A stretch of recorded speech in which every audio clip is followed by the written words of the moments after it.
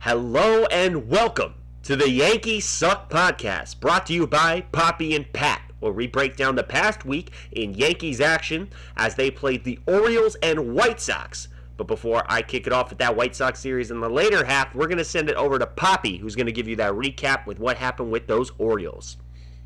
Yeah, those birds got pretty cooked this week. Call it Thanksgiving! Yeah, the first game was actually started off really hot for both teams. This was the one the Yankees won 6-2. They loaded the bases in the first. They were just like, let's fucking go. But, Gallo got struck out. That happens pretty often, unfortunately. So they weren't able to score that inning. Then Mullins decided to hit a triple to lead things off. Severino walks one.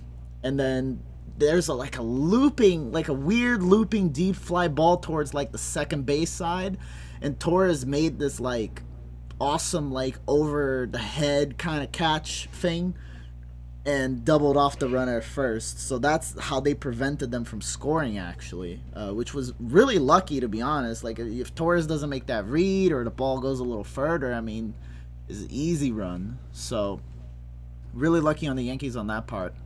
And then they finally broke through in the fourth. Trevino, of all people, hit a free run shot after solid hits by Torres and Isaiah Kiner-Falefa, my personal favorite player. And, so on the mound, it was Severino. And Severino actually did really well. Yeah, he only had one hit through six. And just really solid performance from a guy that you don't even necessarily expect to be a super solid starter, but one hit, can't complain about that. And it was a hit in the first too. So, at the end of the game, Donaldson and Rizzo both hit back-to-back shots. That was beautiful, and that basically sealed the win for the Yanks. Next game was Judgment Day, and guess who came up big?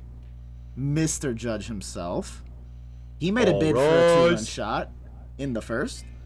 But you had to settle for a ribby because they actually pushed the wall back and canned them yards actually on that side of the left field. So would have been a home run earlier, but so ridiculous. It just bounced off the wall. It's a weird wall there now. I think they've had 1/3 of the home runs that they had last year to this point. Yeah, something like that. I don't know why they made that decision. I have to read more into it, to be honest. But, you can do what you want with your ballpark. I'm sure it looks pretty. I guess. But, Judge doesn't care because he just sends the ball so far that it doesn't end up mattering. So his next at-bat, he hit a home run to deep center. So just to flex on him, pretty much. Taillon was not doing so hot that day. He was giving up a lot of hard contact. He got dinged for 2 runs in the fourth because they got leadoff hits on him, so he couldn't get out of it. And, he really needed someone to pick him up. And so Judge was like, I got this, bro.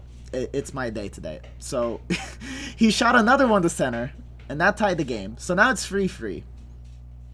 And the Yankees were able to get 2 more runs across on, weird plays. And after Taillon left the game, King locked it down super hard. He went 3 innings, retired 9 men in a row, 6 of them struck out. Really, really solid performance from King there. Chapman, up in the ninth, gave up a couple of hits early.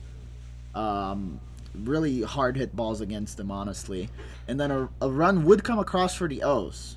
On kind of a misread by Gallo. I don't think they called it an error, but he was really slow to come in on a fly ball. And it was, it's probably a play that a better left fielder would have made, if I'm being honest. So that got the game down to 1 run. And with a runner on third, Chapman got Mullins to pop out, and that secured a victory for the Yanks. So thank God they were able to get out of that one, win a close game. Yeah, I ran out of nails by the end of that one. Yeah, that was intense. We'll talk more about Chapman later, by the way. And then next game, this is a 4-game series, by the way. We had another really, really tight game. Offense started off strong again. Torres hit a double with 2 men on base, and that put the Yankees up in the first. And it got worse for the O's because a pitch in the dirt got away from Ben Boone. And on top of that, they had a runner on third, so he was trying to throw it back to home to get him out. And the pitch got away, and he allowed not only the runner on third to score, but he allowed the runner on second to score, and that made it 3-0. Garrett Cole was on the bump that day, and he was pretty good through 5. But the Orioles eventually did make the adjustment on him. They punched 2 hits to the opposite field. That got him a run. So now it's 3-1. And with a runner at third, Rizzo got a sharp ground ball hit at him and threw it perfectly to the plate. But it was Hayes, and Hayes is super fast. So now it's 3-2. Going late into the game, Rizzo redeemed himself, made another great defensive play in the 8th, snagged a line drive, doubled off the runner at first. Great play by him. And Holmes earned a save that day for the Yanks. No Chapman. Thank God, because that would have been another 1-run save. And then finally, last game of the series. High-scoring game. They did lose that one.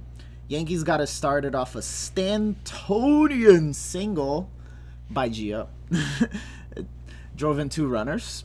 And Montgomery followed up with a meatball to the catcher Chirinos, who, by the way, is not a great hitter. But, you know, ball down the middle. I mean, he's going to hit it. So Chirinos got it, blasted it, tied the game. In the 6th inning, the Yankees did have the bases loaded with no outs. Big chance to score runs there. But Torres and Hicks proceeded to both strike out, not doing any favors for the Yankees there. However, with 2 outs, my favorite player, Isaiah Kiner Falefa, picked him up with a huge hit to score 2 runs. In the next inning, bottom of the 6th, catcher's interference call on Higashioka comes back to bite him in the ass because Miguel Castro didn't pitch so well. And then after he was done for the night, they brought out Chad Green, which we all know what he does with runners on base, you know. So he gave up a hit, allowed the O's to take the lead by 1, and after that they really never gave it back. Oh yeah, that was the game that Rizzo got ejected for telling the umps that they suck too. So lots of ejections this series. That was not the most tumultuous one. And so, I do believe that Rizzo actually didn't even get suspended for that one as well, just because of how objective I think the league is looking at this and realizing that players are trying to hold umpires accountable in any way they can. And maybe Rizzo did not cross any lines. I don't think he really did. It did not seem like that. Obviously, he got his money's worth by getting out there, but Rizzo is definitely also one of the more respected guys in the league. So when Anthony Rizzo is up talking to you, you listen. Yeah, I agree with that. And I also think that it's something that's been growing more and more in baseball recently. As you know, hitters become more aware of the zone and they have the technology to actually look at what umpires are calling in basically real time. So, you know, if they threw out everyone who did that, it would become a shit show in a moment. Yeah, definitely. And I mean, the sentiment is still true. You can't argue balls and strikes, but like it's so hard not to when you have umpires just objectively being bad. So, I mean, I respect the league so much for allowing players to at least speak their mind. So I give Rob Manfred 2% of credit for that. Yeah, we'll give him some credit. I don't like talk giving about him so much credit. The White Sox series? Absolutely, I do. Definitely an interesting series for the Yankees. It all started with, unfortunately, a rainout on Andy Pettitte bobblehead night. So they weren't able to have the game back on 5/20. They ended up deciding to do a single admission doubleheader on the 22nd, which we will get to in just a moment. They had one game, though, prior to that, and that was actually on my brother's birthday, May 21st. Happy birthday, Dan. Happy birthday. Yeah, I'm sure he'll be one of the many that will be listening to this podcast, and we appreciate you doing so. And, of course, very happy birthday for you indeed. Your birthday gift this year, it started with a DJ LeMahieu grand slam. On his 10-year anniversary in the majors, DJ was able to help put up, I should say, a 5 spot for the Yankees in that second inning. With Nasty Nestor on the mound, the Yankees thought they were going to be able to run away with this one, but he had a little bit of a shaky start by his standards. He gave up a 3 big run homer to Jose Abreu and was only able to go 5 innings, so that ERA actually is now a believable number. Believe it or not, Nasty Nestor is human. I didn't think so before that moment. So definitely was a little tough for them, and not even Michael King could stop the White Sox offense. They came back charging. They hit 2 doubles against him to put the game within reach in the 6th, but the Yankees bullpen ended up finishing things up with Loaisiga and Clay Holmes coming out in the later innings to seal the deal for that victory on my brother's birthday. Yeah, nobody can hit off of Clay Holmes, man. Oh, no one can. And Clay Holmes, I believe he has a 19-inning scoreless streak going right now. That sounds about right. And they use him a lot, too. Oh, definitely, and they should. And there's more talk of Clay Holmes' role with the Yankees, which we will get to more later in the show, especially with his recent positive performance. You definitely got to take that into account. The next day, though, that single-admission doubleheader was a fun one to attend in retrospect, or as I should say, really, before going to the ballpark, because there was a lot of tension that happened on the field the day before between Josh Donaldson and Tim Anderson, another topic we will be getting to later in the game. So it definitely seemed like things would be interesting on the field. Unfortunately, Tim Anderson was not slated for Game 1, so we were not to see that drama unfold just yet. And the first game was kind of a snooze fest, if you will. It was a doubleheader, as I mentioned, and Tylon had a strong start. He was able to pitch 7 full innings, and he only gave up 1 run on a base hit from Yasmani Grandal. And on the other side of the mound, Cueto was just absolutely dealing, but he left a lot of runners on base. But he came out unscathed after 6 innings pitched. He also had 2 mound visits that were injury-related. So that's definitely of concern for them, but it did not come back to bite him. He did not come out of the game for any sort of injury. He really only came out after he gave up 2 hits, and Tony La Russa pulled him to bring in Joe Kelly. And then Joe Kelly actually pulled off one of the crazier pickoff moves, and I don't know whether or not it's that Joe Kelly's really good at picking off people or Aaron Hicks just doesn't know how to run the fucking bases. But if it's the latter, someone please give Aaron Hicks a lesson on how to take a lead off a base, or when not to steal third base, because this has been a common event all year with Aaron Hicks, and I'm getting a little annoyed as a Yankees fan. No, I put that on Hicks. I put that on Hicks, 100%. Oh, I agree. And Joe Kelly absolutely capitalized in that moment. He turned around and realized he had Aaron Hicks to rights and took advantage of the situation. It helped him get out of the jam when the Yankees had those runners on first and second. And it really seemed like they were going to finally break through. It wasn't until Judge hit a home run in the 8th inning that the Yankees offense finally showed up. And that home run was a boom.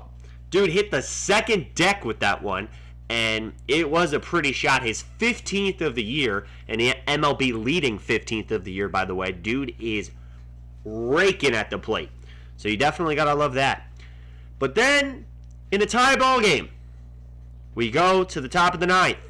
Guess who's coming to the bump? For some reason, in a tie game, Aaron Boone, in a doubleheader, by the way, a doubleheader, Aaron Boone goes to Aroldis Chapman. And, you know, obviously you want to go to your closer in situations that are obviously very integral. A 1-1 game is that. Chapman, though, I would love to get the stat line on this. He's never been good in situations like this, though. When you bring him in a tie game, he almost is guaranteed to fuck it up. I don't know how, if it's like mental at a certain point, but you can ask my fiance. I heard Chapman's music coming on, and I texted her and I said, "We just lost this game." And she was like, "What? Like, what do you mean?" And I look up from my phone, and then Chapman gives up a home run to start this off because A.J. Pollock decided to greet him after his high fastball by sending it deep into the left field seats to give the White Sox the lead. And then what proceeded was a bunch of wild pitches from Chapman, and then the score ran up to 3-1, and they actually took him out before he could finish the inning. So bad news all around for the Yankees in that one. They ended up taking the loss 3-1 despite the late effort comeback and the rallies that were killed by Aaron Hicks and really Aroldis Chapman in terms of that. But nevertheless, the Yankees wanted to regroup. They wanted to come back out for the second game with a little bit more effort. The second game was Sunday Night Baseball, so we were waiting for that inside of the stadium. And actually, before we go to that, there's one note I did want to mention about Chapman. I was actually sitting there in the stands looking at Chapman as he came out from the bullpen, and I noticed that he was kind of favoring one side or limping a little bit, which is a little odd. But I'm also trying to take it into perspective sitting in the grandstands, of course. You're very far away from the bullpen, especially I was sitting kind of towards home plate, so I was a little bit far away from him. So I was like, maybe I'm seeing things. Maybe something is up. Maybe I am not noticing the right thing. I go to the bathroom in between the half innings, which honestly I feel like is a cardinal sin for any Yankee fan to go to the bathroom in the ninth inning. But I did it because I had to go, and it was a doubleheader, and we were losing. And some fan actually came up to me and actually asked me if I saw the same thing with Chapman. If I saw that Chapman was limping. And I said to him, yes, I did. And I couldn't believe it. And we all saw it. And then the storyline comes out that Chapman actually has a long-term injury that we will get to in full disclosure later on in the show. But it was really the weirdest glimpse to be an audience member and to really see an injury before it even gets reported. Kind of crazy. Yeah, and they checked on him too, and he said he wanted to stay, but obviously they didn't let him go for very long because, I mean, who wants to pitch when you're hurting, you know? Yeah, and he clearly had command issues with all of his wild pitches. Trevino was doing somersaults behind the plate trying to just keep the ball in front of him. And it was just tough because that third run also was a result of two passed balls that got the runner from second, or got the runner from all the way to first to third. You gave a runner 180 feet with your wild pitches. You gotta kind of know when to hold them and when to fold them, and I think Chapman needed to fold them and run away from the table. And we go on to the next game, and the Yankees, again, we're looking to respond. They went down 3-1. It's the rubber match of the series. It's a tie series. And it was another low-scoring affair. And Severino had a decent start, but he kept giving himself into situations. And, for example, he found himself with the bases loaded with no outs in the fifth after a hits batsman and a misread by Florial on a high fly ball that caught the breeze in Yankee Stadium. To be fair to Florial, the wind was pretty crazy in Game 2 because there was an impending storm. But Florial may have just kind of got some of the jitters coming up from the minor leagues yet again, and that might have been a little bit of just a bad read from him, honestly. But nevertheless, Severino was able to get out of the damage. He got 2 force outs at home on sharply hit ground balls and a strikeout on Luis Robert. So, awesome job from him. No offense in this game up until the 8th inning. And on the other side, Michael Kopech pitched a beautiful game, giving up no runs through 7 innings. Unfortunately, though... Can I just point out, sorry. Go right ahead. The person who... Kopech had a no-hitter into the 6th, and the person who broke that up was the catcher, who was just called up from the minors. His name escapes me, and I should have written it down because he deserves Rob Brantley. Yes, Brantley. Yep. And Rob Brantley. I mean, he was professional. He just took a fastball on the outside and shot it the other way. And I thought, damn, out of all the people in this lineup, it's the damn AAA catcher? Yeah, I found that very puzzling too. Perhaps you chalk that up to the fact there isn't enough scouting reports on Brantley. Although Brantley has been around the league for 10 years, kind of on and off teams and in and out of the minors, it's very interesting to see that Brantley, was the one that got it. With also 2 outs in the 6th, by the way. So it's not like, his back was against the wall, but he did that very professionally, like you mentioned. And Kopech was just kind of, I would honestly and I'm not trying to take anything away from Kopech when I say this, but I think the Yankees were playing into it way too much. They were going back to a little bit of their old tactics by the swing and dive, by the long ball, a little bit in that game, and it was starting to piss me off a little bit towards the end. Yeah, I agree. They want a revenge. Yeah, and you get revenge by beating them on the scoreboard, not necessarily hitting a 450-foot home run, but nevertheless, speaking of revenge, in the 8th inning, the Yankees bullpen decided to implode on itself. Loizaga and Castro teamed up to give up 5 runs combined to the White Sox in the top of the 8th. By the way, this was the only offense yet in this game, and would be the only offense in this game. But the big storyline of the inning came off of Tim Anderson's bat. The leadoff hitter in the White Sox lineup came up big after the lineup turned around to him, and he hit a big 3-run shot. And as he circled the bases, he motioned to his lips with his finger right in front of it, saying to the Yankee fans, "Shh, shut the fuck up." And Yep. honestly, I don't blame him in some senses, because Yankee fans were definitely booing him to no end every time he came up to the plate. And I just think it was quite poetic that the dagger really did come from Tim Anderson in that one.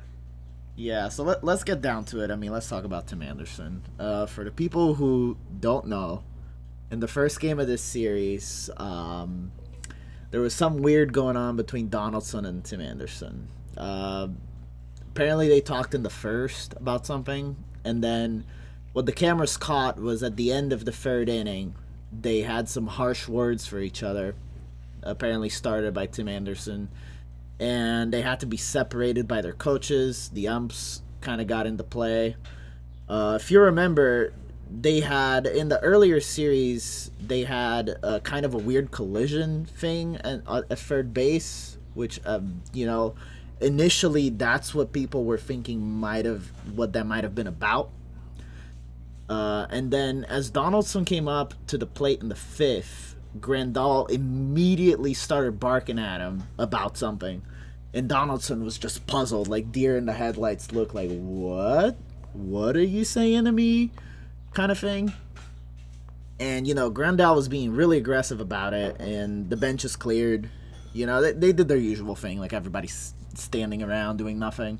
But Tim Anderson was being held back by his teammates. He was doing the whole, come at me, bro, come at me, hold me back, I'm gonna get you. But never really doing anything with it.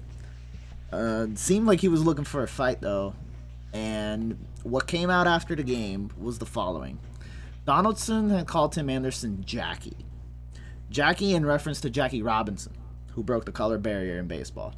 And Anderson didn't like that. He took offense to it. So that's where it all started. And, obviously he talked to his dugout about it. And Grandal, being a very passionate guy, a guy that really loves standing up for his team, old-time catcher for the team. So he decided to be the one to say something to Donaldson. And that's, what the incident was about, really. And this is what Tim had to say after the game. Basically, he was trying to call me Jackie Robinson. What's up, Jackie? I don't play like that. I don't really play at all. I wasn't really going to bother anybody today, but he made that comment, and it was disrespectful, and I don't think it was called for. It was unnecessary. Donaldson said, I thought that was a joke between him and I, because we talked about it before. He's called himself Jackie Robinson, and that's why I thought it was funny between us.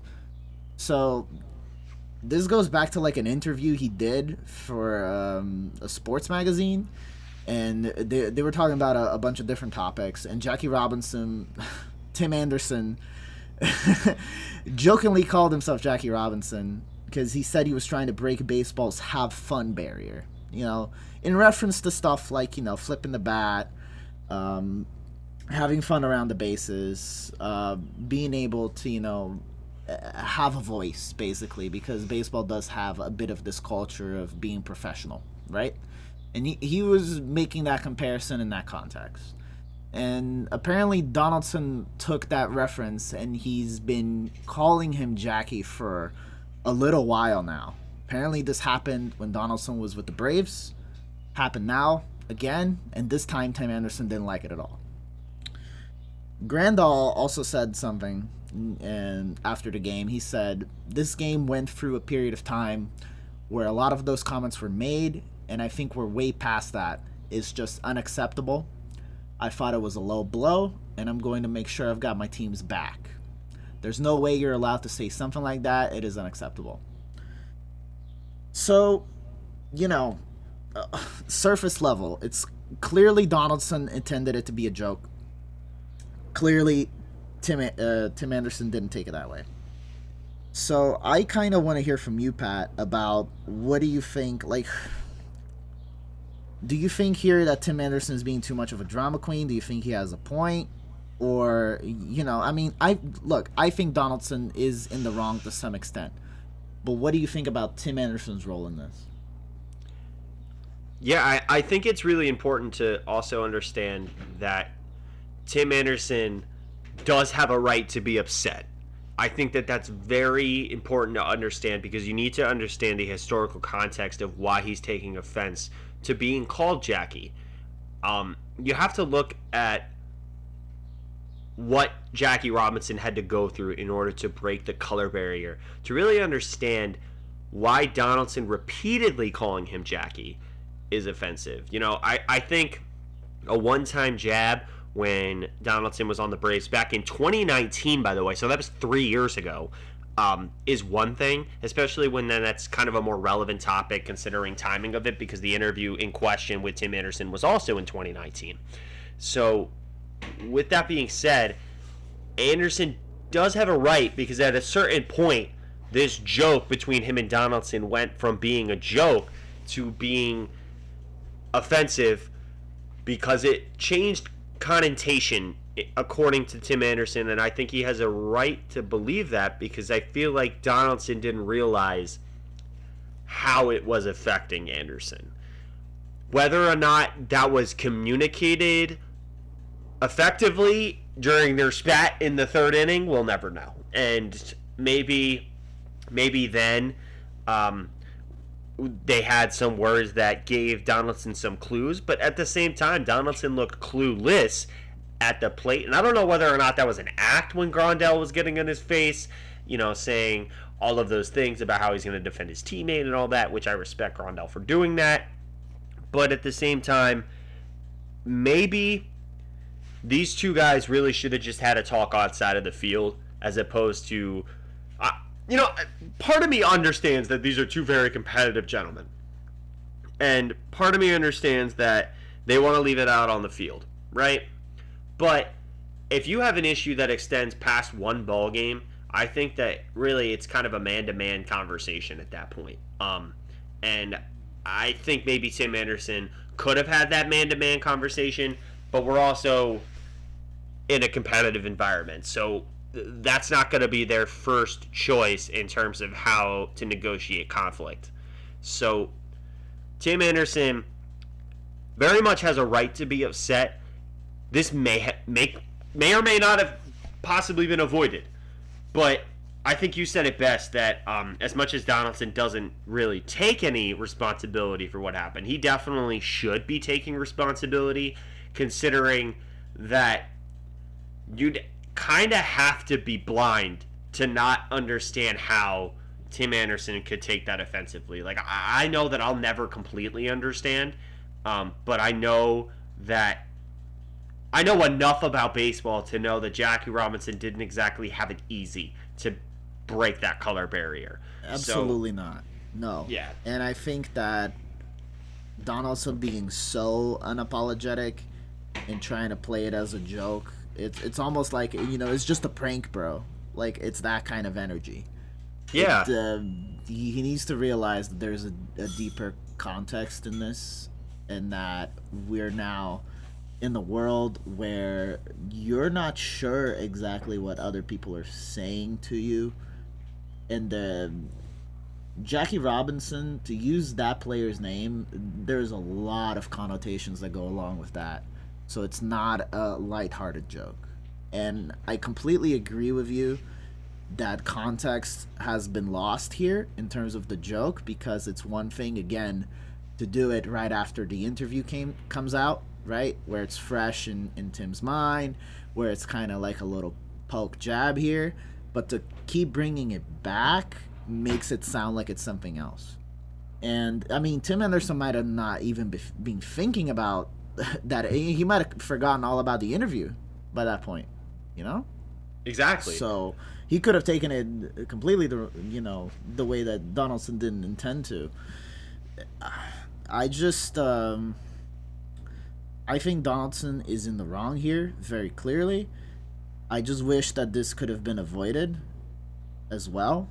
I think that this could have been something that was, again, been handled off the field, or that could have been like comments after the fact or talk between the two managers, instead of having it blow up directly in the game because players started trying to deal with it themselves.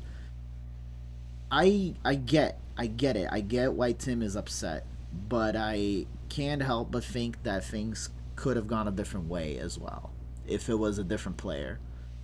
At the end of the day, I do hope that these two teams can move past that, because while I understand that it's not a lighthearted joke and that players can definitely take offense to something like that, I don't think Donaldson has any real ill intent towards the White Sox. I don't think he was trying to offend anyone. Even though he might be clueless, he might be an asshole, he might be very lost in his own privilege. I don't think there's necessarily malice in there. If anything, he was trying to get in Tim Anderson's head a little bit. But I think he definitely didn't intend to say it in a color barrier type of way. I don't think he was even thinking about the racial connotation when he said that. Which is why I bring up the privilege point, right? That he freely says it like it's a easy joke, and doesn't even think about it, right? So because it doesn't affect him the same way that it would affect a person like Anderson, and that is something that, as a human, you need to be able to present that sort of empathy, regardless of whether or not you're playing a baseball game. So I think that you hit it right on the nose when you said that it's kind of a point of privilege for Donaldson to be able to say, well, I was just kidding, like that's like, that doesn't make it okay, like it doesn't change the fact that, its head does matter, but it only matters to an extent when you're starting to hurt somebody else in a way that's like emotionally damaging. I mean, how do you not see it that way? The way you don't see it that way is privilege, and that's just the unfortunate circumstance that was unveiled onto the field. It very well might have not needed to be on the field, but I think that it just blew up so quickly. And I think part of it is also the player that Tim Anderson is. Tim Anderson does attract a lot of attention prior to this instance. He's also had some sort of a little bit of a beef with the Yankees organization that started back with the Field of Dreams game last year, and the pettiness that started this year when the White Sox initiated their homestand against the Yankees by having bobblehead night representing Tim Anderson hitting that walk-off home run in the Field of Dreams game.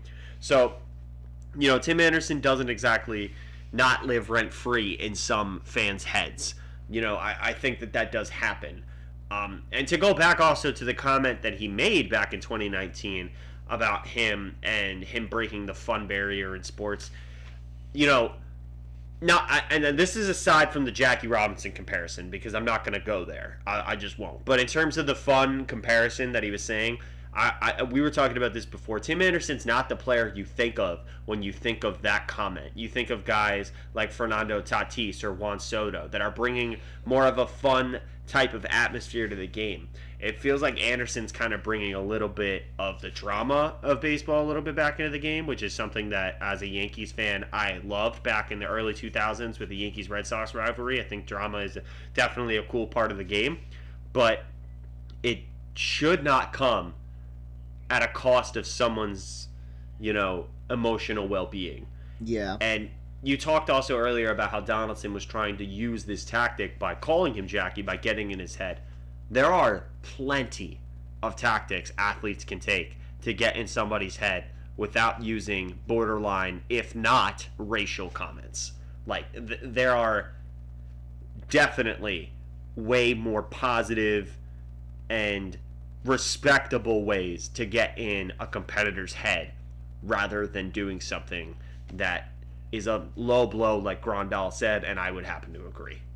Yeah, 100%. And that's why I feel like this makes things a lot worse, because everything else that we mentioned that came before was a bit more petty. Like, oh, he hit a home run in a really big game in the ninth when the Yankees took the lead. I mean, okay, I get it, but, it's a little petty.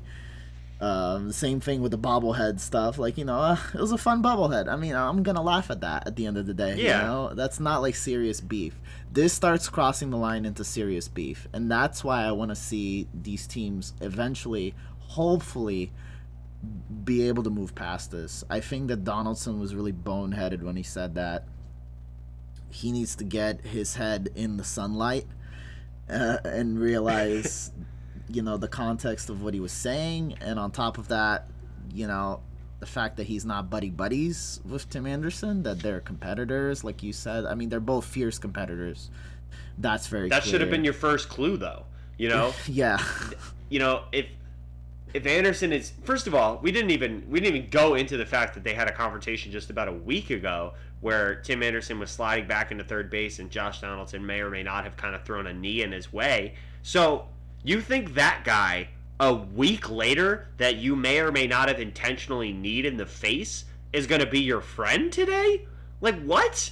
Donaldson, think clearly when you talked, like seriously. Like, that doesn't make any sense. Like, why would that guy want to be your friend after you just accidentally, or may not have accidentally, kneed him in the face? Like, I would want to be friends with that guy. And then if he made some sort of comment that might have rubbed me the wrong way, I probably would have done the same thing as Anderson by getting up in his face and, starting the argument. Because it's hard, especially in the heat of the moment. And it was a really hot day in the Bronx. That's also probably another contributing factor to why tensions boiled very quickly.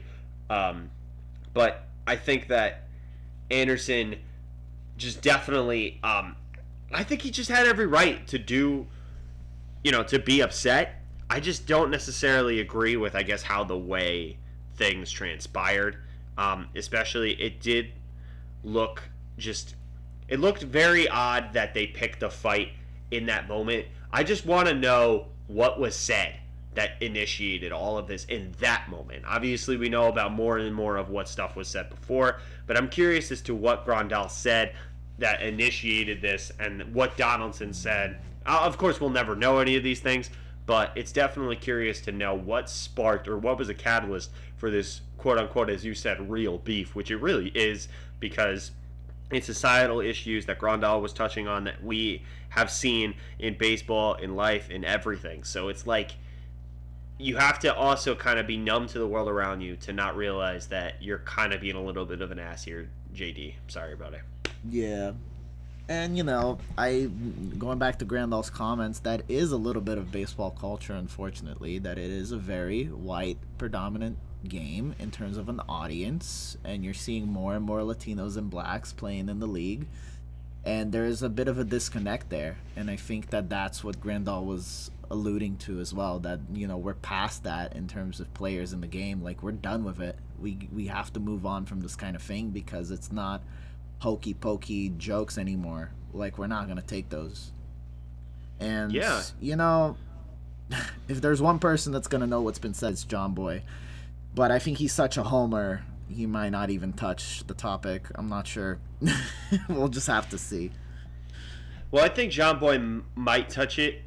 He's probably waiting for more details to come out. Because John Boy, as much as he is a little bit of a homer, he definitely will give it to the Yankees when they deserve it. Like, for example, when the Yankee fans were throwing beers at Miles Straw and the other Cleveland Guardians outfielders, he was the first one to say the Yankee fans look stupid. And he asked the question, why did you even buy the ticket if you were going to throw beers after your team won?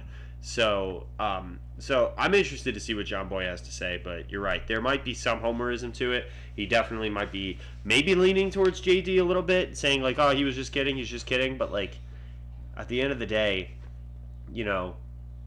jokes in themselves are harmless until they become harmful. And, when you're being offended by something, you should be able to speak up and say that. And whether or not that instance happened and we don't know about it, which is something I honestly believe, I feel like Anderson, at some point down the line, was probably like, bro, cut that shit out.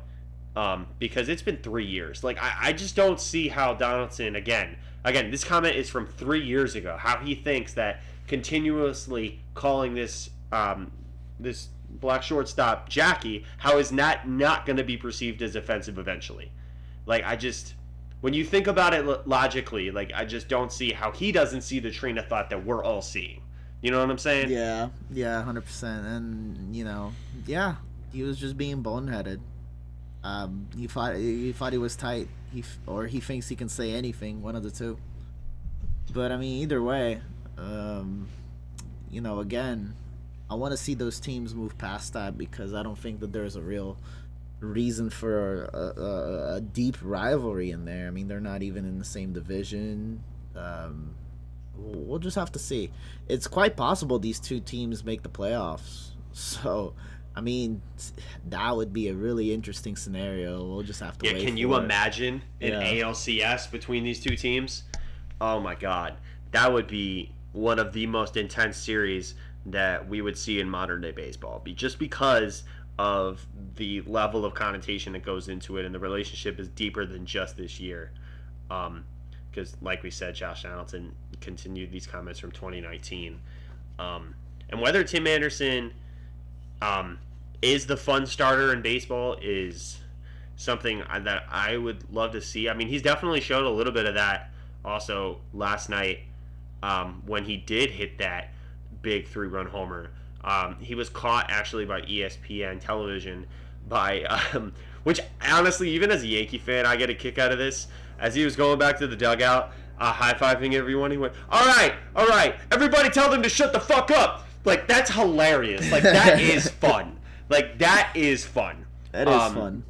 Yeah, and even if you are a Yankee fan, like, looking at that moment, because he did exactly how you should shut the fuck up. Like, how you should shut someone the fuck up. You beat them on the scoreboard. He hit a 3-run homer. So, yeah, gloat that shit. Trot that shit. Pop it, lock it, sock it, restock it, or whatever that guy called. Yeah, man. I think he's fun. I think that there's been a new wave of younger players that are trying to bring that kind of excitement and fun into the game, and I do think that hitters are allowed to gloat. I get that, again, there is a bit of a traditional thing behind that, but, pitchers are allowed to gloat, hitters are allowed to gloat. I want to see more of that kind of thing. I love when pitchers, like, show their emotions when they strike. They get a big strikeout or a big double play, and they pump their chest and all that crap. So I want to see all of it. I'm just ready for it. Me too. I think that it's definitely a part of sports that's been missing. And I honestly think traditional rules in baseball, as much as, like the unwritten rules or whatever, I think that a lot of them are so dumb. Like, why shouldn't you be able to swing on a 3-0 count if a dude's giving you a meatball? Why shouldn't you try to hit a grand slam when you're up by 10? Why shouldn't you bunt when you have a 9-run lead? Have we not seen leads in baseball just completely diminish so fast? Didn't we see the Cardinals, I think, like last postseason or something, put up 12 runs in the top of the first? Like, anything can happen on any given day in a baseball game. So for me, the only rules that are there are the rules that have been established. I don't believe in old-time rules. I think that they're silly. I think that people read too much into them. If they were real rules, they'd be in the fucking rule book. Yeah. That's just how I feel. But we can have a whole special topic and episode about that another day. Yeah, that's a whole thing. Yeah. Well, if you want to... We just finished talking about an asshole. You want to talk about another asshole? This is a fun little thing. So earlier in the week, there was a story out about a Yankees minor leaguer called Jake Sanford. Jake Sanford was a 3rd-round pick from 2019, and he got cut because he had a little side hustle going. So this guy would ask his teammates, he'd be like, yo, bro, give me your bat. Yo, bro, can you pass me that helmet? Can I get those gloves? And he would take those and sell them online. Now, mind you, he's in the minors, so these are not selling by much. They're selling like $20, $50, maybe 100, right, here and there. And I mean, up to that point, if it was just that would have been like whatever, right? But he was also straight up taking people's equipments without telling them. He would open lockers that people hadn't locked, and he would open it and take fucking equipment from them. And then on top of that, he wasn't only scamming his teammates, he was scamming the people that he was selling it to, because he would say, oh, I have a signed piece from this or that, you just need to send me the payment. Or he would go and even meet fans in person, and the fans would give him the money, and he'd be like, actually, I left it in my other jeans pocket, and then he wouldn't send it the stuff. Wow. So, someone said something, someone who tried to buy something from him said something to a reporter. The reporter talked to some of his teammates, and the teammates were all like, yeah, this guy takes my shit sometimes. So he got booted out pretty quick, and I just think it's hilarious that a guy who has he's making no money right now, and he has the potential to make a lot of money if he can go pro and stay in the MLB for a while, just completely blows away his chances trying to make like what, $1,000, It's weird to me. I get it. Like, I guess minor leaguers go through a lot and they really struggle with money, but I don't that doesn't equate in my head. No, kids. If you're listening to the Yankees Suck podcast here, alongside your mother and father, there's one thing I would like to remind you of. Thou shall not steal unless it's second base. Why the hell is this dude stealing shit and selling it? I understand that there is a huge, like you mentioned, a huge, big gap between minor league baseball players and Major League Baseball players. There have been tons of issues in terms of, players not being able to provide for their own housing, their own food, their own clothes, all of this stuff. I understand that. So you take matters into your own hands, Mr. Sanford, and just start selling everything around you? Like, what? Like, I don't understand. It's also not like this dude was, had no shot. He was a third-round pick! This dude very well could have cracked the roster. Exactly. I don't understand. Could it be a year or two from now, and that might be difficult on him right now? Absolutely. I'm not going to sit here and say that I don't empathize with somebody who's going through this. But just because you have a shitty situation doesn't give you the right to be a shitty person. So, I just don't understand how this man genuinely came to this conclusion, oh, this is a good fucking idea. I just don't understand how he could get to that in his brain. But I think the worst part, though, is the shit he did to fans. First of all, these guys are not even really fans of you. They're fans of the minor league club that just possibly happens to be in their fucking town, or they're big Yankee fans, so they come travel out to there or whatever. They don't give a shit about, your team or whatnot. They genuinely are trying to purchase this stuff, probably in an effort to also help support you. So, when you're scamming these fucking people, what? You are just such a fucking shitty person for doing this. And, I feel really bad for anybody that wasted money on this minor league shithead. But, he really couldn't just fucking put his nose down and just keep playing like everybody else on the roster? I get it. Money is tight. But, you can't do that. You just can't. It blows my mind too, and I mean, moving past the assholishness, right? The asshole part of it, it just doesn't. I don't think that it's even a good way to make money. It's just there's a lot of other ways to make money. You can have a lot of other side hustles. You can flip stuff. You can fucking gamble. You can gamble on sports if you're so knowledgeable about baseball. How about you gamble on some baseball? Go into fucking sports book, sports bet, sports Caesar, whatever the fuck, and just throw some bets down. That'll be more helpful to you than all this shit you're trying to do. And then like what you said, he's not even trying to play his game clean. to try to ask teammates to like please donate me your shit so I can sell it. Like that would have been that'd be one thing. He's like scamming one side and then he's scamming the other side and he's stealing stuff, and it's just like, man, get your head out of your ass. Exactly. So now no one has empathy for you, and you're an asshole to everyone. Like, if the other players on the team were in on it, okay, like, it doesn't make it much better that you're scamming fans. It really doesn't. But at least, like, you're not, being dishonest to your own fucking teammates. Like, if I found out, that another club in the league signed Jake Sanford and brought him to my minor league roster, I would march into my manager's office and tell him that I need to be demoted because I'm not playing next to Sanford, who's going to steal my freaking batting gloves. It's just not going to happen.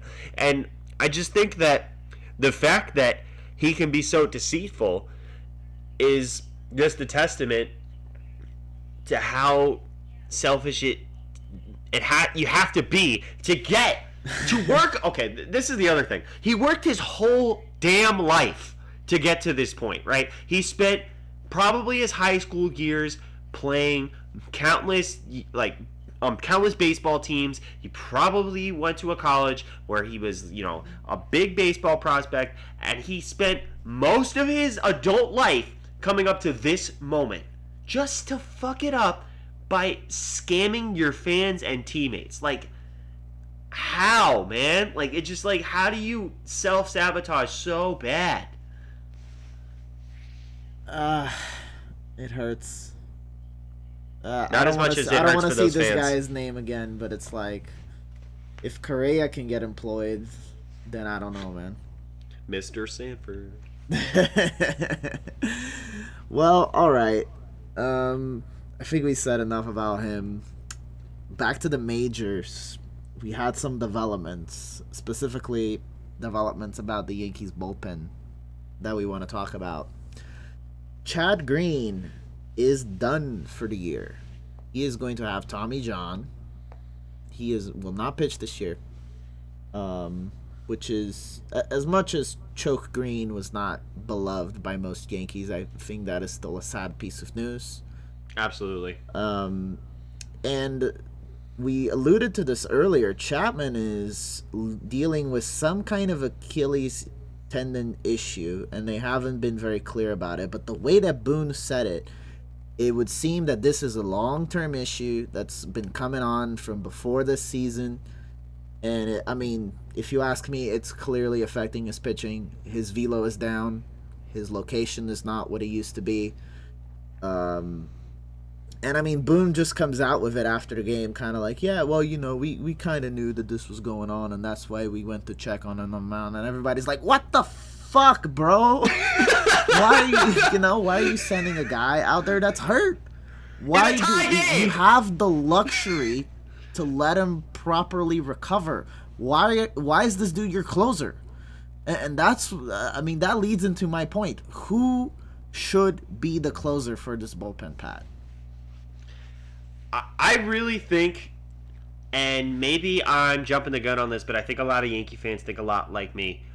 It's got to be Clay Holmes, man. Clay Holmes has been pitching out of his mind this season. The dude has a demon sinker, and that's a notable trait for a lot of closers, is they have a one pitch that's just barely hittable. Like, I think of Mariano Rivera's cutter, for instance. Clay Holmes' sinker is pretty much either a strikeout or a ground ball every time that he throws it, unless he throws it in an unfavorable location.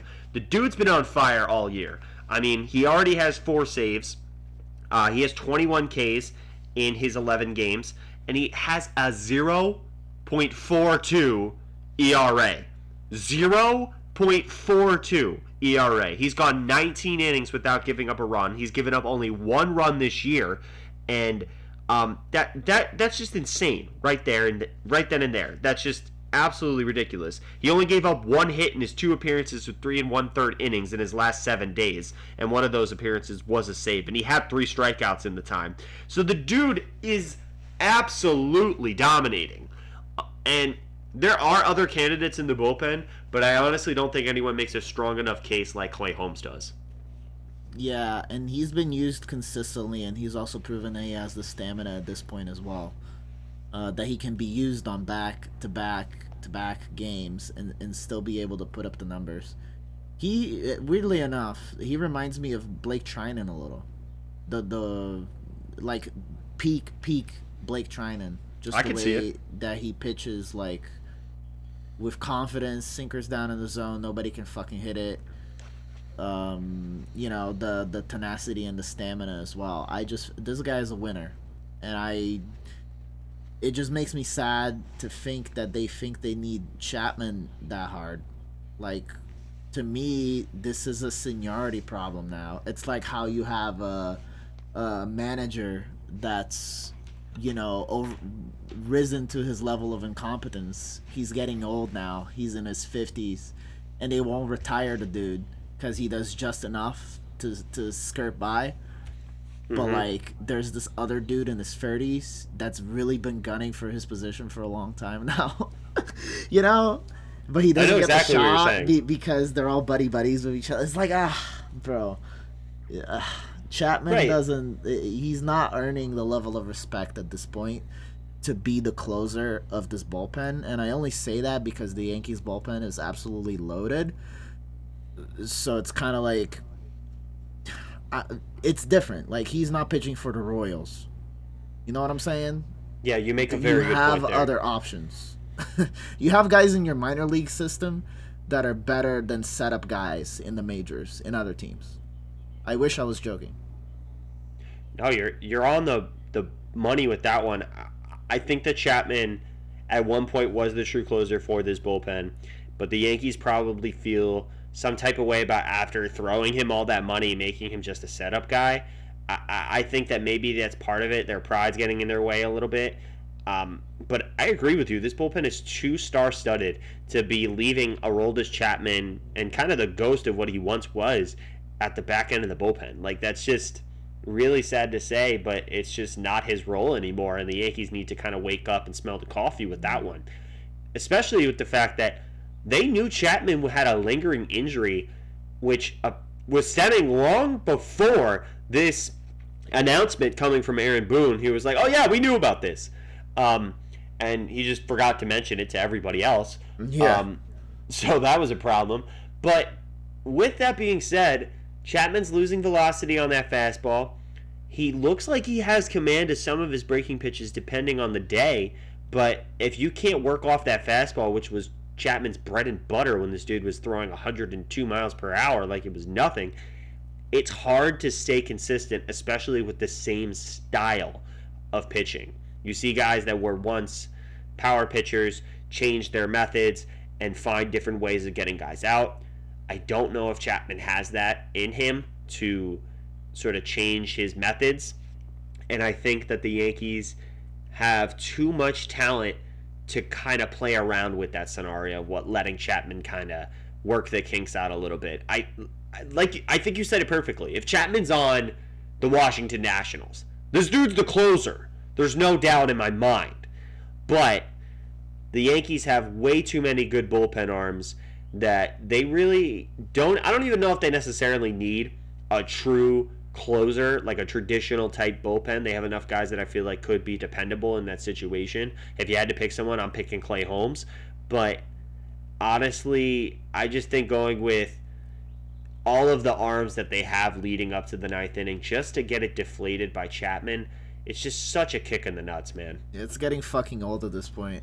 And I don't know, man. I get it. Like, Chad Green is now hurt. There's always the possibility of another injury, but you have to pull the trigger at some point. I did want to bring up that both Britton and Domingo Germán are set to return this year. It'll probably be later in the year, especially for Britton. But I mean, you're gonna have more talent pouring in soon, and I don't put it past the Yankees to try to trade for someone either. So it's kind of like Chapman doesn't fit in the role that he's in anymore, and they need to let him figure it out in a lower leverage situation. They need to let him rest. There's absolutely no chance for you to ruin this guy's career now with a lingering injury. Making him pitch on a fucking broken ass ankle. because It just doesn't you make paid sense. him too much money, you know?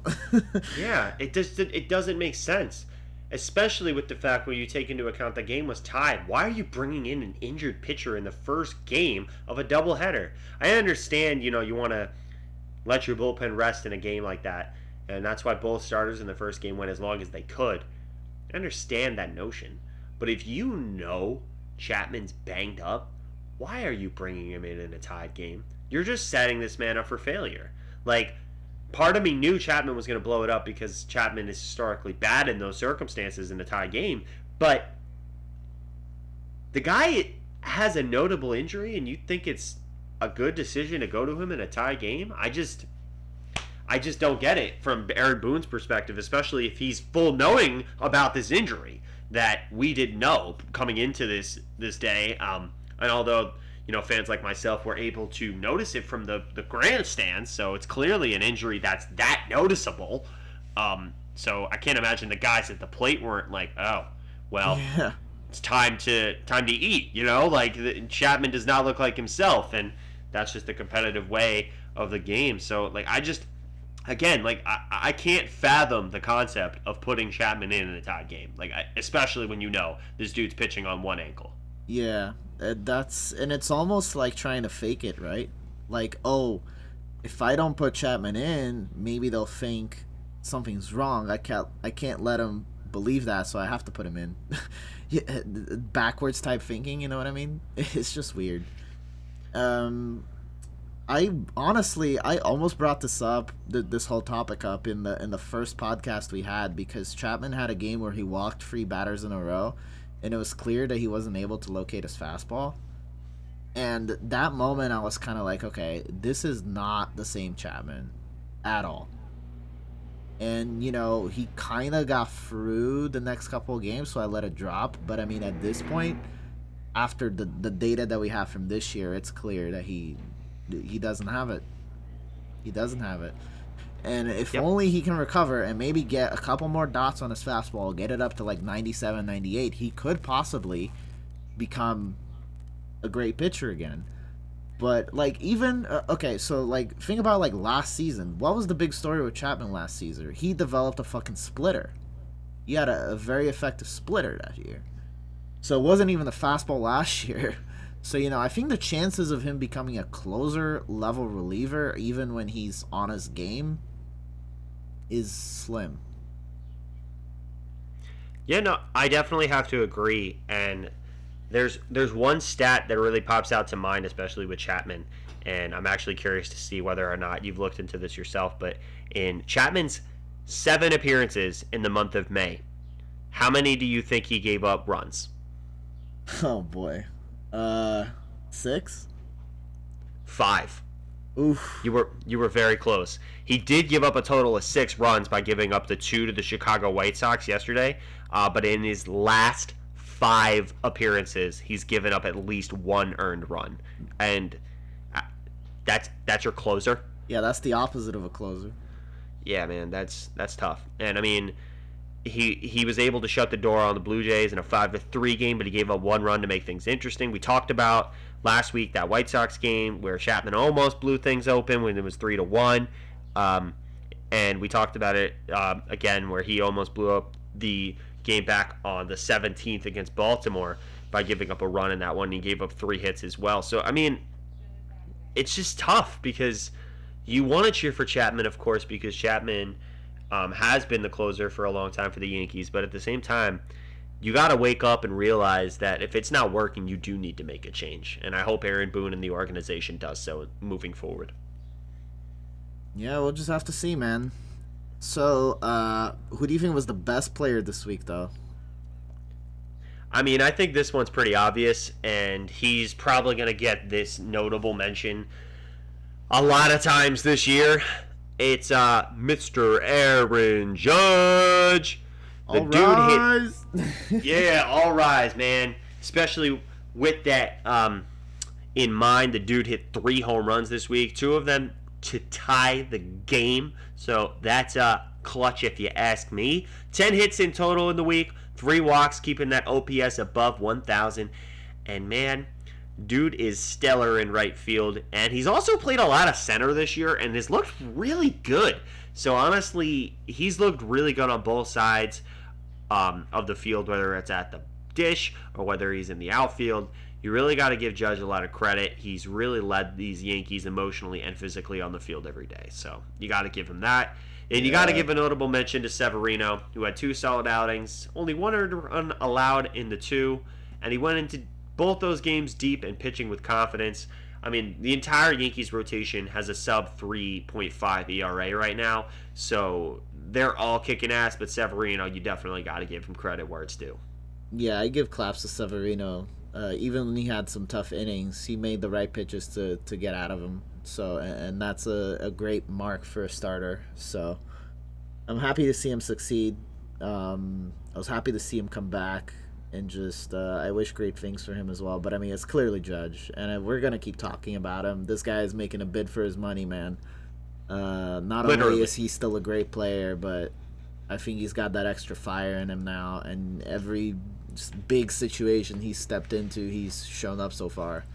So I mean, if that keeps going and that translates into the postseason, I mean, watch out. This guy might break some contract records. So, Yeah, I was actually, speaking of contracts, was wondering your take on this before we go to the worst player.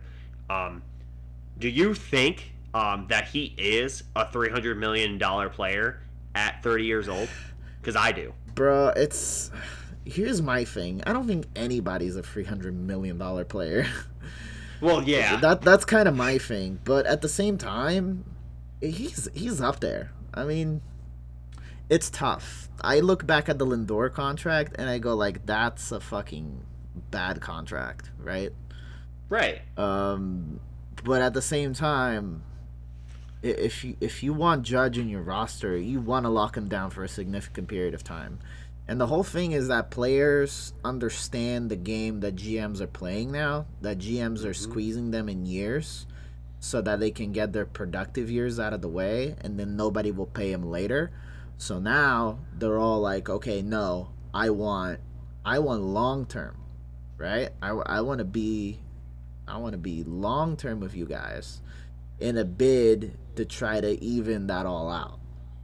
I think Judge's production will eventually drop, right? The question is, will he still be solid enough on defense to be worth something at the end of the day? And I think that the answer to that is yes. Absolutely. It's hard. You don't. It's very hard to predict the future like that. I'll say this: out of any outfielder, I think that there's like 5 of them that you might pay $300 million to. Judge is on that list. Yeah, I think that's the best way you could have put it, that it's a very small list of outfielders that do deserve that kind of money. Truthfully, and talk about morality, we could talk about how athletes don't deserve that amount of money regardless. But since they are getting paid that, let's just go ahead and talk about it. But yeah, no, I think that you're on the ball with that one. But I think that's a really good question. But I would just say this. And the real good question is concerning the fact of whether or not his production will go down over time. I'm going to say yes, of course. I don't think anyone who is realistic thinks that he's not the Tom Brady of baseball. So he's not going to continue into his 45-year-old and still be the best right fielder in the league. That's just not going to happen. But will another team pay him over $300 million? Absolutely, someone's going to try to throw him a shit ton of money. And honestly, I said at the beginning of this year, and I hope to God I'm wrong, I think he's an LA Dodger next year. Yeah, I mean, there's 2 teams that will throw him that amount of money, I think. Yep. It's probably the Dodgers or the Red Sox. And the Red Sox would probably only do it as a revenge factor. Yeah, and that would be, wow. I don't think he would take that deal just based off of merit, because I think, honestly, Judge is a very faithful guy when it comes to his allegiances, despite the game that has no allegiances to anyone. And the fact that he didn't sign that contract is just a matter of him knowing his own worth. And he's really shown it this year. He's leading the major leagues in home runs. He's one of the most, if not the most productive hitter in the Yankees lineup. And he's leading the way. So it's kind of hard when this dude's. I think I also said this at the beginning of the year. He's going to put up an MVP season, especially in a contract year. Some team's going to throw 350 plus 400 mil at this guy, and he might leave. And I hope he doesn't. I hope that the Yankees somehow find a way to retain him. But I think that the more and more he continues to play at this pace, the more and more money he gets paid at the end of the year. Yep. We'll just have to see. I think that the way he started this season, even if he dips a little bit, he might be MVP caliber either way. The way the baseball's flying.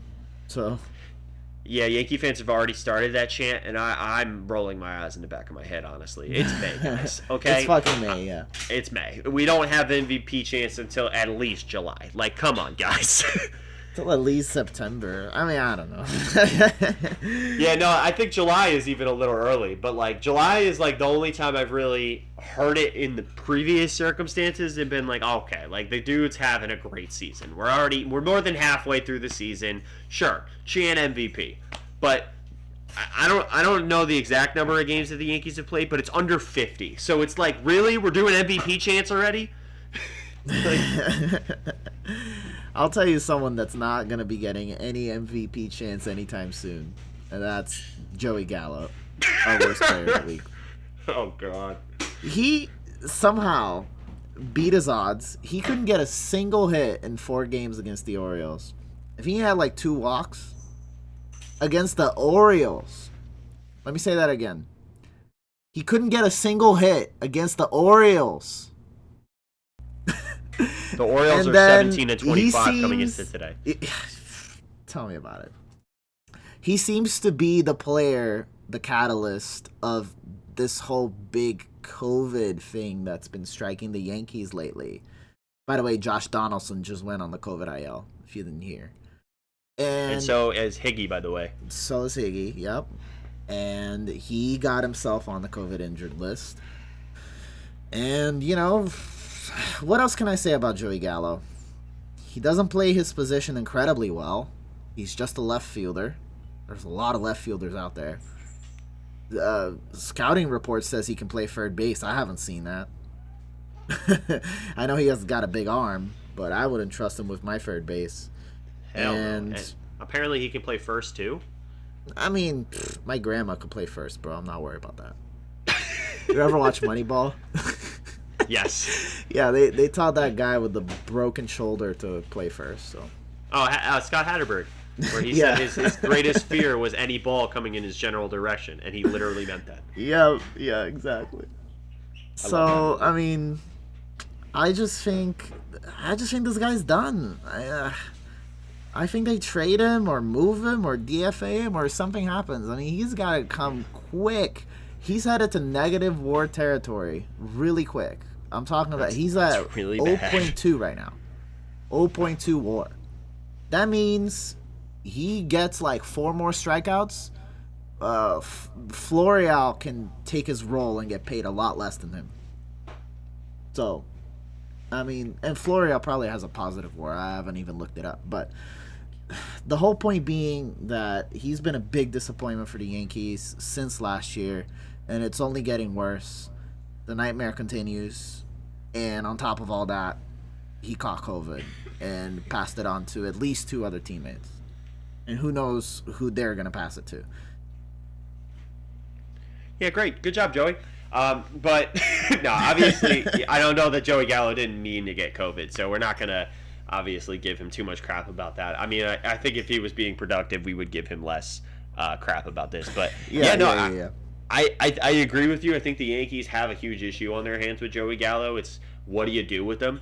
I mentioned, I believe it was last episode, that the perk of having Joey Gallo when we originally traded for him was the fact he had the extra year of control, so the Yankees weren't just getting a rental. But instead of getting a rental, it seems like they bought a Honda Civic with no fucking engine in it. Like, that's what it seems like with Joey Gallo when he gets to the plate. It's like he puts the keys in the ignition, but the car never starts, and he never leaves home. And it's like, it's so annoying because Joey Gallo, as a left-handed power bat, should be absolutely raking in Yankee Stadium. Left-handed batters come to Yankee Stadium or come play for the Yankees and usually have one of their best career years. You look at guys like Curtis Granderson. You look at guys like Robinson Cano, who were power bats for the Yankees in a left-handed spot that nobody saw coming, especially Curtis Granderson. Nobody saw Curtis Granderson and went, damn, that guy's a power hitter. And that dude was a power hitter for the Yankees, and that made no sense. But it was because of the short right field porch, and that's preferable for a left-handed batter who wants to wrap something around the post, just as Anthony Rizzo when he had his 3 home run night earlier this year. But Joey Gallo, for some reason, just can't figure it out, and my problem with Joey Gallo at a certain point is this dude's value, along with his WAR, is going to approach negative territory. So, are you going to even be able to trade him? That's the thing. What team wants the cancerous Joey Gallo right now? The dude is poison to every rally the Yankees have, and he doesn't, provide, gold glove left fieldmanship. So it's not like he makes up for it in some other category. It's just a hole in the lineup. And I'm glad that whether or not the Yankees do anything with him at the end of this year, his relationship with the Yankees could be over unless Cashman, for some reason, decides to sign him back, which I don't see happening. But then again, I don't put it past no him. idea. I don't put it past him either. I'm not going to sit here and say that I guarantee there's no signing, because I've seen Cashman sign back some guys that I just did not expect. So we'll see whether or not Joey Gallo rights the ship. I mean, I'm cheering for him as much as I give him shit here on the Yankees Suck podcast. I really hope he turns it around, but we'll see, man. I mean, hopefully COVID gives him some time to actually kind of like take some time to himself, kind of readjust, Take and some come batting back. practice. Yeah, maybe COVID is the blessing in disguise for him. Hopefully, it's just that for him. And obviously, I'm hoping for the best of health for all athletes that are right now on the COVID-19 list. But I hope Joey does right the ship, preferably before the trade deadline, so the Yankees could trade him. But at the same time, I genuinely hope that he turns it around, because if Joey Gallo turns back to like his 2018, 2019 Texas Rangers self, and you have a lineup that goes Aaron Judge, Joey Gallo, Giancarlo Stanton at the peak of their performance, that's fucking deadly. Yeah. But if you have Gallo striking out, grounding out every other at bat after Aaron Judge gets a single in the top of the first, Stanton's going to come up with 2 outs with a runner on every time, and that's just not a favorable situation for a cleanup hitter. It's just not. So Yeah. it's just not. It's not conducive for the Yankees to continue this relationship with Joey Gallo going forward. Hopefully Cashman feels the same way. Well, not to mention that catcher is already a sore spot for them in terms of hitting. And, like I get it. It'd be one thing if he was the only weak hitter in the lineup and you could throw him in the 8 or 9 spot and whatever about it. But he's not. Like, they need to move some pieces around. So, like, they don't only have this super, super solid core of 2, 3, 4, and then a solid leadoff, and not have anything coming from the bottom of the lineup, because you don't win ball games that way. Most of the time, Yeah, it's anyways. really tough. Yeah, it's tough. It's tough for every team. Look, it's tough for every team, but we are talking about the New York Yankees that have some privilege in terms of money. So, just to speak on this real quick, Andujar got called up because of all these COVID-19 people that are on the list. So, if Andujar can get himself going, I don't think Gallo's going to play a lot of games. I'm just saying. Yeah, if Andujar can have something resembling that year he came up and was absolutely killing it at third base the year before Gio Urshela showed up in New York, I really think that it would be awesome to see that. But you're right. I don't think Joey Gallo has a spot in the lineup when he comes back if Miguel Andujar hits fire, because you hit it right on the head with that one, where the Yankees lineup already has some sore spots in it. And they have some guys that need to wake up a little bit, specifically the catchers. And maybe this will be also a good bounce back for Hickey, who had an unbelievable spring training, has come out flat as the concrete coming into this season. And now we're relying solely on Trevino and Rob Brantley, who is like the fifth string catcher. So he's not even, by the way, just for reference, Rob Brantley's not even the first guy that would come up. We have somebody else who's in the depth chart before him who's hurt right now. So there's like 3 or 4. So like Brantley is like number 4 or 5 on the depth chart. And that guy still broke up a no-hitter last night. Yeah. So big shout-outs, man. So definitely got to give him credit. The reason I say this about Andujar, by the way, real quick, is because most likely he's going to be playing third base. He's replacing Donaldson. But once Donaldson comes back, he can play a corner outfield, is my point. And I think that Donaldson's glove can be trusted a lot more at third. And on top of that, obviously he has a better production at the moment. So why wouldn't you, right? Keep the hot bat in the lineup. So once again, we'll just have to see what happens with Gallo. I'm tired of talking about him, man. He needs to like at least get a couple hits so I can throw somebody else in the worst player of the week spot, because like he's been killing it. He's been getting it like 2 or 3 times now. So yeah, no, honestly, if it was a prestigious award to win the worst player on the Yankees Suck podcast, Joey Gallo would definitely be in the Hall of Fame with that, but at the way he's going. But I really hope that he can figure it out at the plate so that we have less to talk about. And he's actually such a likable guy, too. That's the toughest part about this, is that Joey Gallo is not an asshole. Joey Gallo is not a showboat type of guy. He's a guy that comes to the ballpark and actually is a gamer, really someone that especially Yankee fans would like, because he grew up, and I believe he showed his like AIM Messenger account name or his first ever email, and it was like Yankees fan something, at AOL.com or whatever it was. And it's like, this dude grew up loving the pinstripes and loving the New York Yankees. Of course you want to cheer for him, but I can't cheer for a guy who can't hit above the Mendoza line. Yeah, that's what it boils down to.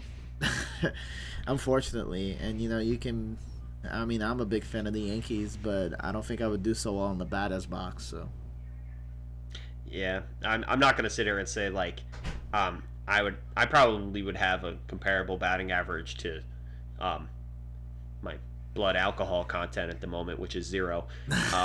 So yeah, no, I think that it's definitely it's definitely taken with a grain of salt. The one thing I think I could have done this week is I could have picked off Aaron Hicks. Okay, I could have done that, Joe Kelly. I could have fucking done that because Aaron Hicks was pretty much on third base. So obviously that's hyperbole, but Aaron Hicks had such a wide lead that honestly it looked like the freaking Grand Canyon was between him and the second baseman. So I could have fucking picked him off. That's the only thing I could have done this week. Everything else, everyone else gets credit. Fair enough. So what do you think about these next couple series this next week? We're going to have the O's at home, and then we're going to Tampa for a 4-game series against the Rays. What are we thinking? I think this is going to be a big challenge for the Yankees, especially with their roster exits with the COVID-19 list and their injuries that have come up as of recently. They still have their starting pitching intact, so I still am going to give the Yankees a 4-3 record going through this. I think they take 2 out of 3 from Baltimore, and they split the series with Tampa. It's really hard to go into Tropicana and dominate. They know that ballpark better than anyone. It's also one of the most ridiculous ballparks in all of baseball, with their catwalk above the stadium that literally has a rule that if the ball lands on the catwalk, the ball is considered dead. Like, it's like the most ridiculous ballpark in my opinion, and also they make fake crowd noise to, cover up all the other shit that's going on. So it's a tough ballpark to have success in. It's going to be the first time the Yankees go over there. Tampa Bay is a really good ball club. They're also going to be hunting to try to get back in this AL East race, although it's early. The Rays are clipping at the heels of the Yankees when it comes to that race. So it's definitely going to be interesting to see with that series. Tampa Bay has a huge ability to jump back up in the race given the next 3 games, how that plays out. But right now the Yankees hold a 5-game lead in the division over the AL East. So the Rays, if they were to sweep they would be only one game back of the Yankees if this series were played today. But of course, that's not the circumstance. There's 3 games the Yankees have to play, so those numbers will change over time. But overall, I give the Yankees 2 out of 3 from Baltimore, and they split the series with Tampa. Yeah, I'm gonna be even more negative than you, honestly, because of the whole situation that's been going on with COVID, and also the bullpen uncertainty, and just everything surrounding it. I think it only takes one bad start from one of the starters to kind of derail this into the Rays series. And the Rays are going to be very hungry to get at the Yankees at home. It's going to be really tough. I also think the O's might be looking for a little bit of revenge. And they low-key have like a certain amount of power in their lineup, which plays well in Yankee Stadium. So, I mean, I could see something like the O's winning 2 and we splitting against the Rays, or we beat the O's by 2 and then the Rays wallop us. Like, whatever could happen. I think that it's going to be a losing week for the Yankees. They're going to have to figure out how to fill their spots. And it's going to be a bit of a managing challenge for Boone, honestly. And we're going to have to see how he does, because there's a lot of moving pieces right now. And obviously with the New York market, they're going to be judging his every move. So we'll see. I mean, for a guy that brought up an injured player in a timed game to try to close it, I don't know. We'll just have to see what happens. And that'll do it for this week here on the Yankees Suck podcast. We appreciate you coming in and listening here on YouTube, as we have changed our channels to make us more accessible for our fans. And we thank you for listening in to the Yankees Suck podcast. Until next week, hopefully the Yankees don't suck, but we'll see. Bye, guys. Take it easy.